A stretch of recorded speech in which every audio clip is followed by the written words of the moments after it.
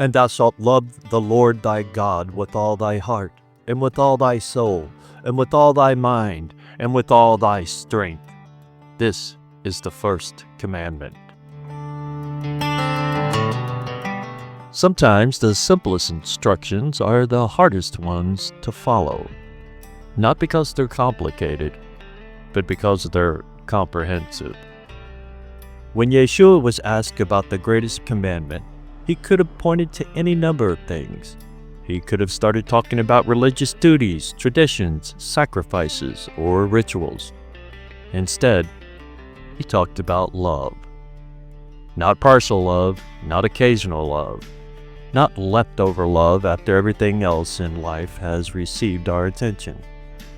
He said to love the Lord your God with all your heart, all your soul, all your mind, and all your strength.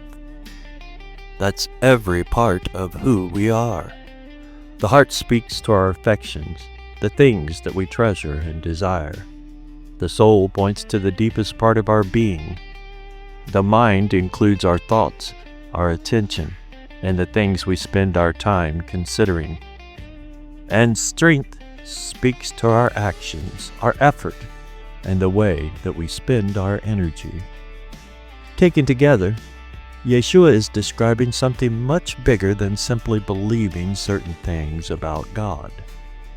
He's talking about a life oriented toward God, a life where He becomes the center point from which everything else flows. That's easier to talk about than it is to live.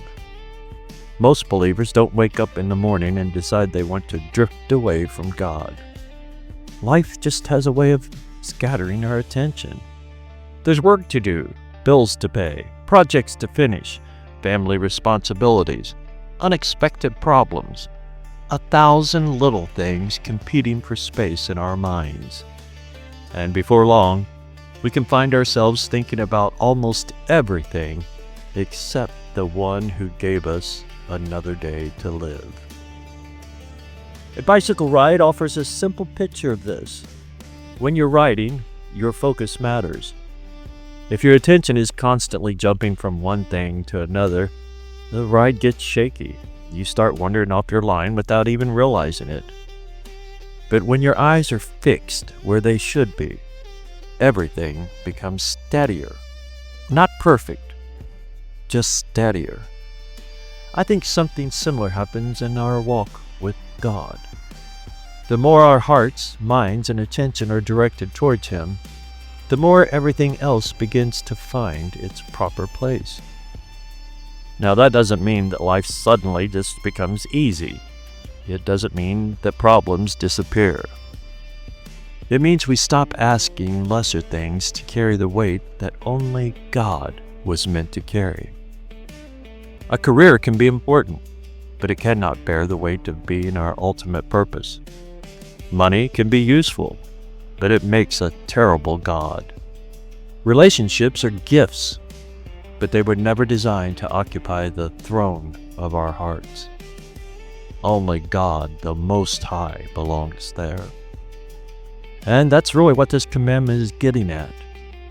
Not merely what we do, but what sits at the center, what receives our deepest loyalty, what receives our greatest affection, what receives our trust. Because whatever occupies the center of our lives eventually shapes the direction of our lives. The encouraging thing is that God isn't asking for this kind of love because He needs something from us. He's asking for it because He knows that's where life, true life, is found. The uncreated Creator knows His creation best. He knows that human beings function best when they are rightly connected to Him. So perhaps the question worth considering today is a simple one. What has most of my attention lately? What has occupied most of my thoughts? What has received most of my energy? For some of us, that answer may be worry or anxiety. For others, it may be work, entertainment, politics, finances, or any number of things. None of those things are necessarily wrong by themselves. but they make poor replacements for God. Mark 12, verse 30, invites us to gently recenter our lives, to turn our attention back towards the Lord, to remember who gave us breath, to remember who sustains us, to remember who loved us first. As we move through today, maybe that's the thought worth carrying with us. The greatest commandment isn't ultimately about adding more tasks to our schedule. It's an invitation to place God where He belongs, at the very center of our heart, soul, mind, and strength. Everything else starts making a lot more sense from there. Thank you for joining me here today on this Sunday morning, my friends and family, and anyone else who might be listening or following along. I hope everyone had a restful and rejuvenating Shabbat, and that you have a beneficial and blessed Sunday. I hope to see you here tomorrow to begin the work week. And until then, Abba willing, Shalom, Shalom.